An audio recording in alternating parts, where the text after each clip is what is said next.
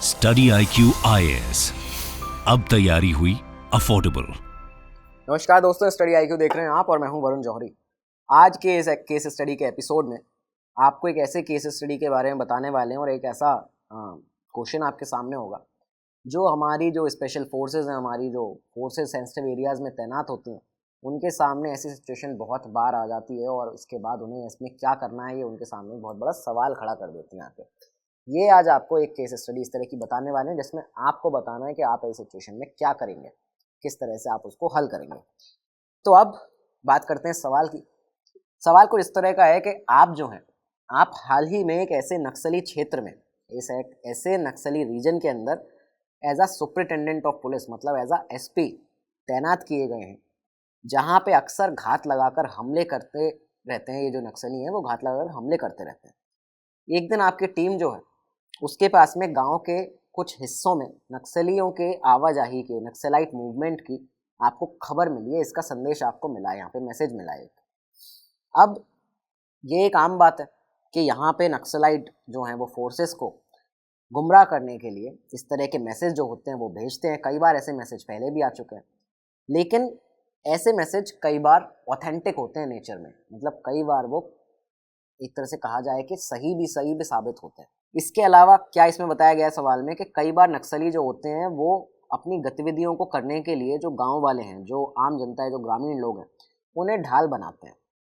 और ऐसे ही पिछली बार एक बार ये ऐसा ढाल बना चुके हैं इन लोगों को कि हाल ही में एक ऐसा केस हुआ था कि जब आप ही के इसी रीजन में एक हमले के दौरान नक्सलियों ने, सेना ने कार्रवाई की, गोलीबारी हुई और उसमें कई ग्रामीणों की यहाँ पे मौत हो गई थी।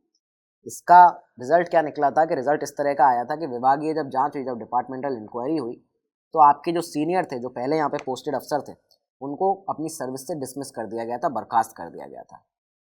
ऐसी ही एक सिचुएशन पे, ऐसी ही एक खबर पर, तो जब नक्सली जो हैं वो ऐसी सिचुएशन में ग्रामीणों को अपना ढाल बनाते हैं, उनको बीच में ले आते हैं और उसके बाद जब गोलीबारी होती है तो उसमें ग्रामीणों की जान चली जाती है। तो इसमें बर्खास्त भी कर दिया गया था वो एक आपके प्रीवियस ऑफिसर को। इस इंसिडेंट को ध्यान में रखते हुए यहाँ पे इन अवरोधों को नज़रअंदाज करना एक तरह से सबसे अच्छा तरीका है। लेकिन अब यहाँ पे आपसे पूछा गया है कि आपके सामने जो सिचुएशंस अवेलेबल है वो क्या है। वेरियस आपको सिचुएशन जो ऑप्शन है वो बताने हैं कि आप ऐसे में क्या कर सकते हैं, क्या आपको करना चाहिए, और सारी की सारी जितने बाधाएं हैं उनकी आपको तुलना करके हर ऑप्शन को एनालाइज यहाँ पे करना है कि आप कैसे इसमें काम करेंगे। अब आप यहाँ पे इस वीडियो को पॉज करिए, अपना आंसर यहाँ पे लिखिए। आपको पूरा क्वेश्चन समझा दिया है कि भाई पहले भी ऐसे संदेश आते हैं, लेकिन वो इन्फॉर्मेशन जहाँ से आई है वो ऑथेंटिक है भी या नहीं, ये नहीं पता है। कभी वो ऑथेंटिक होती है नेचर में, कभी नहीं होती है। और उसके बाद अंजाम क्या होता है कि कई बार जो ग्रामीण है उनकी जान यहाँ पे चली जाती है इस पूरे मूवमेंट में, इस पूरे एक्शन में, एम्बुश में। इस पूरे क्वेश्चन को यहाँ पे एनालाइज करिए, अपना आंसर लिखिए।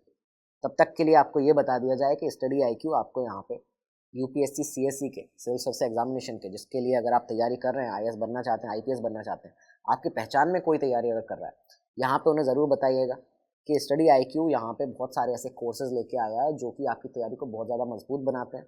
इस पूरी तैयारी में, इस पूरे संघर्ष में आपको जिन भी टेस्ट सीरीज़ की, आपको स्टडी मटीरियल की, क्वालिटी स्टडी मटीरियल की बेस्ट फैकल्टीज़ के साथ इंडिया के पढ़ाई करने की आवश्यकता है, वो सारी चीज़ें आपको इन कोर्सेज में दी जा रही हैं, इन बैचेज़ में दी जा रही हैं।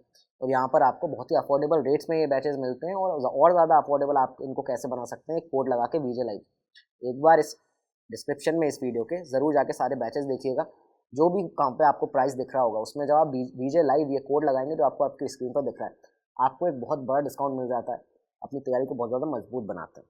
एक बार जाके इस वीडियो के डिस्क्रिप्शन में सारे कोर्सेज ज़रूर देखिएगा। आप भली बात ही वाकिफ़ हैं कि आपको क्या क्या चीज़ों की, क्या क्या स्टडी मटेरियल की आवश्यकता है।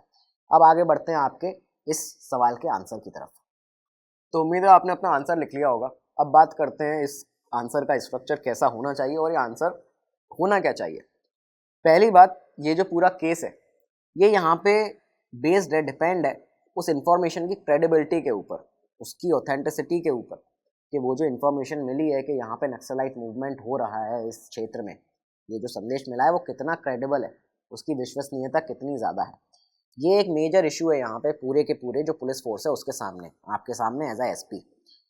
यहाँ पे आप ऑपरेशन इनिशिएट करें नक्सलाइट के खिलाफ या ना करें, ये पूरा का पूरा जो मुद्दा है वो सिर्फ इसी इन्फॉर्मेशन के ऊपर टिका हुआ है। क्योंकि जो प्रीवियस एक्सपीरियंसेस रहे हैं, जो बाकी पहले की चीज़ें हुई हैं, उनको ध्यान में रखते हुए आपको ये आपके सामने एक डिलेमा बन के खड़ा हो चुका है ये मैसेज, कि ये मैसेज सही है भी या नहीं। क्योंकि अगर ये सही नहीं हुआ तो आप इसके कॉन्सिक्वेंसेस जानते हैं, आपका रिजल्ट इसका जानते हैं कि क्या होगा। पहले के जो आपके अधिकारी थे उनको पोस्ट से हटा भी दिया गया था, उनको बर्खास्त कर दिया गया था। लेकिन यहाँ पे ये कोई भी इंफॉर्मेशन जो होती है, ये आपको पता होना चाहिए कि कोई भी इंफॉर्मेशन जो होती है वो अपने सोर्स के ऊपर डिपेंड होती है कि उसका सोर्स क्या है, उसके सोर्स का कितनी क्रेडिबिलिटी है, उसके ऊपर एक्ट किया जाए या ना किया जाए। तो ये चीज़ यहाँ पे आपके सामने है।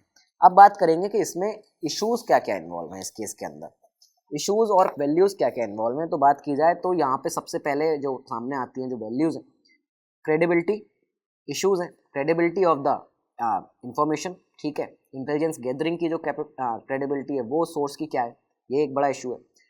विलेजर्स जो हैं, क्योंकि ग्रामीणों की यहाँ पे लाइफ पहले भी थ्रेट में आ चुकी है, पहले भी उनकी लाइफ जो है वो अपनी जानें यहाँ पे गंवा चुके हैं पुलिस फोर्स और नक्सलाइट के बीच में जो एम्बुश होता है उसके बीच में, उस एक्शन में। तो यहाँ पे right to life of villagers, वो एक अधिकार जो है उनका विलेजर्स का, कि अपनी लाइफ का जो अधिकार है वो यहाँ पे सामने आता है। और राइट टू पीसफुल एनवायरनमेंट, ये भी एक सामने आपको यहाँ पे मद्देनजर रखना है कि एक शांतिपूर्ण वातावरण का हर किसी को अधिकार है। तो ये भी राइट्स भी यहाँ पे सामने आते हैं। ऐसे सवाल जब भी हैं आपको राइट्स के बारे में भी ध्यान रखना है कि कहीं कोई ऐसा राइट तो नहीं है जिसका हनन हो रहा है संविधान का। इसके बाद आपके क्या यहाँ पे वैल्यूज आती हैं, आपकी इमोशनल इंटेलिजेंस, इसको यहाँ पे परखा जाएगा। आपका साहस, आपका करेज, आपका ऐसी सिचुएशन को फेस करने का जो एक कहा जाए कि ब्रेवरी है, वो यहाँ पे एक एज अ वैल्यू सामने है आपके। लीडरशिप क्वालिटी आपकी कैसी है, आप अपनी टीम मेंबर को कैसे मोटिवेट करते हैं इस पूरे केस में, ये आपके सामने एक वैल्यू है। अब ऑप्शंस की बात करें कि ऑप्शंस क्या क्या अवेलेबल है।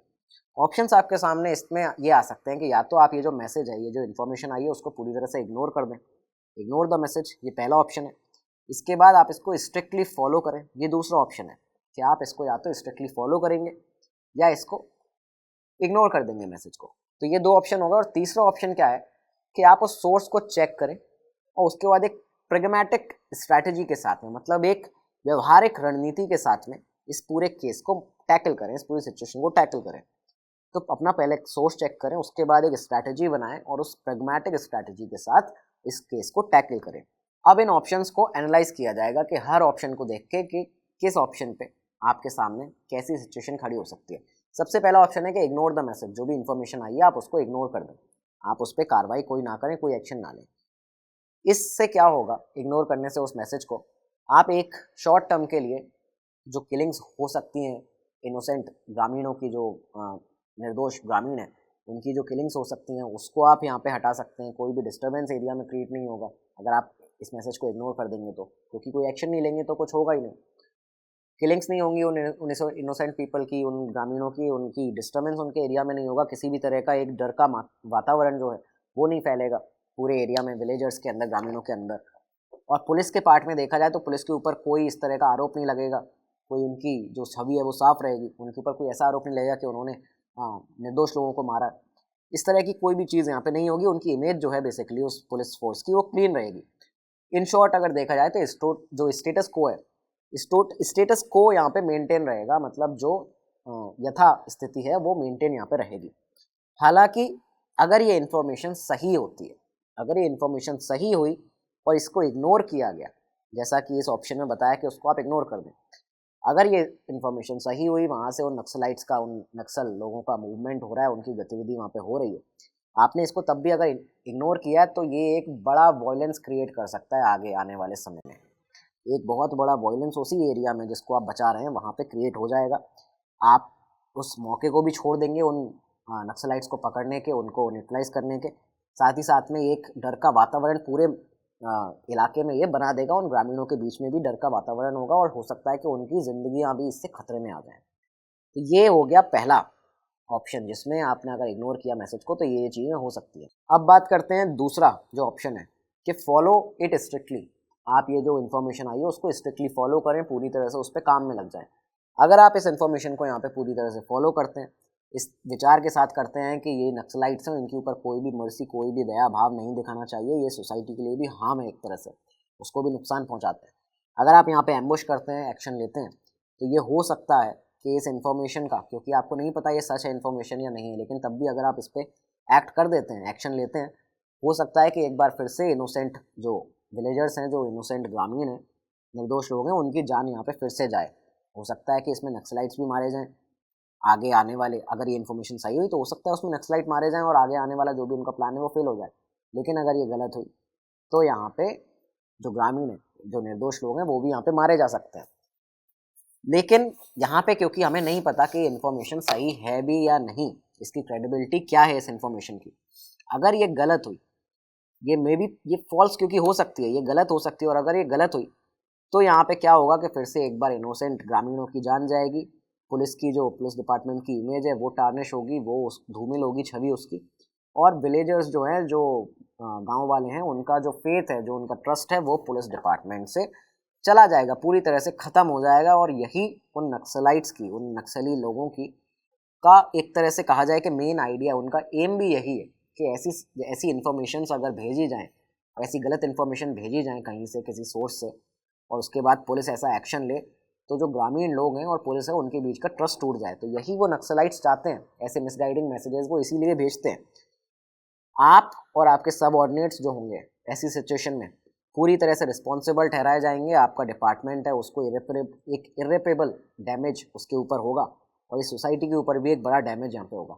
और पर्सनल लेवल पे आपके लिए एक life time, as a SP आपके लिए एक लाइफ टाइम के लिए आपके एक गिल्ट हो जाएगा कि आपने एक इनोसेंट लोगों की यहाँ पे जान ली है।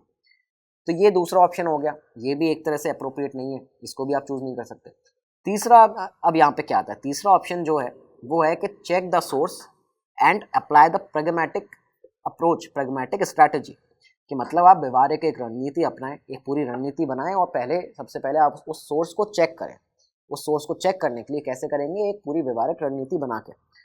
इसमें आपको क्या करना होगा कि आपको सुनिश्चित करना होगा कि आप इस पूरे सिचुएशन से, इससे निपटने के लिए, इस पूरे सिनेरियो से एक रणनीति बनाएं, एक योजना बनाएं, और यहाँ पे आपके पास एक प्लान बी हो, एक प्लान ए हो।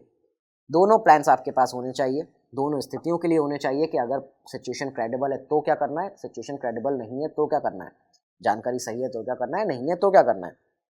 अगर जानकारी सही है तो यहाँ पर आपको क्या करना है कि अपनी डिफेंसिव स्ट्रैटेजी जो है, रक्षात्मक रणनीति, उसको सामने लाना है। आपको नक्सलियों के हमले से बचाने में मदद करेगी, क्योंकि आपकी पहली स्ट्रैटेजी क्या होगी कि आप एक डिफेंसिव अप्रोच के साथ में आगे बढ़ेंगे। आप यहाँ पे क्या करेंगे कि नो फर्स्ट अटैक जो है वो यहाँ पे आप अपनाएंगे। नो फर्स्ट अटैक स्ट्रैटेजी आपने यहाँ पे अपनाई कि पहले हमला ना करने की रणनीति।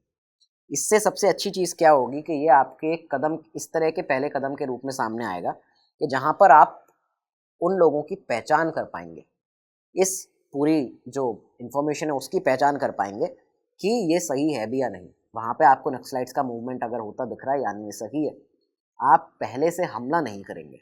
नो फर्स्ट अटैक सिचुएशन आप यहाँ पे अपनाएंगे, किस तरह से आप अपनी टीम को छुपाएंगे वहाँ पे, जो भी आप एक स्ट्रैटेजी के तहत करते हैं। लेकिन आपको नो फर्स्ट अटैक स्ट्रैटेजी यहाँ पे अपनानी है। एक प्लान ए है, एक प्लान बी है। अब जब यहाँ पे क्रेडिबल हो गया कि ये पहचान हो गई, इसके साथ ही आपको यहाँ पे क्या होगा कि आप यहाँ पे निर्दोष लोगों को तो बचा ही लेंगे, लेकिन यहाँ पे आप ये भी देख पाएंगे कि अगर कहीं ऐसी कोई सिचुएशन तो नहीं है कि ये जो नक्सलाइट्स हैं ये विदाउट आर्म्स आए हैं, बिना किसी हथियार के आए हैं, और ये यहाँ पे आत्मसमर्पण करने के लिए, सरेंडर करने के लिए आए हैं। ये भी हो सकता है कि अगर उस एरिया में जो मूवमेंट बताया जा रहा है नक्सलाइट्स का, हो सकता है कि वो नक्सलाइट्स वो लोग हों जो सरेंडर करना चाहते हैं और वो पुलिस के सामने खुद से आना चाहते हैं सरेंडर करने के लिए। तो ये आपकी जो डिफेंसिव अप्रोच होगी, जो डिफेंसिव स्ट्रैटेजी होगी, एक रणनीति बना के, क्योंकि आप सोर्स को चेक कर रहे हैं, ये आपको सबसे ज़्यादा लाभकारी यहाँ पे हो सकती है। क्योंकि आप यहाँ पे ये भी कर सकते हैं कि वो नक्सली जो सरेंडर करने आए हों, आप उनकी यहाँ पे पड़ताल कर सकते हैं, और अगर वो सरेंडर करने आए हैं तो ये आपके पुलिस डिपार्टमेंट के लिए एक बहुत ही रिफॉर्मेटिव स्टेप बन के सामने आएगा। क्योंकि जो सरकार की जो अलग अलग स्टेट्स में ऐसे अफेक्टिव स्टेट्स हैं, जो सेंसिटिव स्टेट्स हैं नक्सलिज्म से, वहाँ पे जो सरेंडर कम रिहेबिलिटेशन स्कीम है लेफ्ट विंग एक्सट्रीमिस्ट की के लिए बनाई गई, तो ये उसके लिए बहुत ज़्यादा अच्छा होगा ये वहाँ पे आप, क्योंकि उसको एक तरह से लोगों को आपने नक्सलाइट्स को सरेंडर करा लिया। तो ये आप इस स्ट्रैटेजी में आपके सामने एक प्लस पॉइंट की तरह बन के उभरेगा। इस स्टेप के साथ में आपको यहाँ पे अपने हाई इमोशनल इंटेलिजेंस की ज़रूरत है। आपको, आपकी टीम को, दोनों को मोटिवेट रहने की ज़रूरत है, और ये एज अ एसपी आपका काम है अपने सबऑर्डिनेट्स को मोटिवेट रखना, ऐसे मिशन में किस तरह से आपको एक्शन करना है, उनको पूरा समझाना, उनको ट्रेन करना है इसके लिए। और as a SP, as a superintendent of police, आप सरकार के जो माओइस्ट से निपटने के लिए, जो ऐसे नक्सलियों से निपटने के लिए सरकार की अलग अलग स्ट्रैटेजीज हैं, जिस तरह की एक समाधान स्ट्रैटेजी है, समाधान स्ट्रैटेजी को राजनाथ सिंह ने, जो रक्षा मंत्री हुआ करते हैं राजनाथ सिंह ने, यूनियन होम मिनिस्टर ने उस समय पे 2017 में 8 मई को एक रिव्यू मीटिंग में लेफ्ट विंग एक्सट्रीमिज्म है जो, उसके लिए यहाँ पर सामने रखा था समाधान स्ट्रैटेजी को, जिसमें क्या होता था कि समाधान स्ट्रैटेजी के थ्रू उसके जो कंपोनेंट्स थे अलग अलग, उनको ध्यान में रखते हुए यहाँ पे ऐसे सेंसिटिव एरियाज में अप्लाई किया जाता था। तो ये आपके सामने सबसे अच्छी एक ऑप्शन होगा कि जहाँ पे आप उसको चेक करेंगे सोर्स को, और कैसे चेक करेंगे, एक प्रैग्मेटिक अप्रोच के, एक प्रैग्मेटिक स्ट्रैटेजी के साथ में, कि आप एक प्लान ए प्लान बी बनाएंगे, उसके बाद में आगे बढ़ेंगे, एक नो फर्स्ट अटैक वाली रणनीति को अपनाएंगे कि पहला हमला हमें नहीं करना है।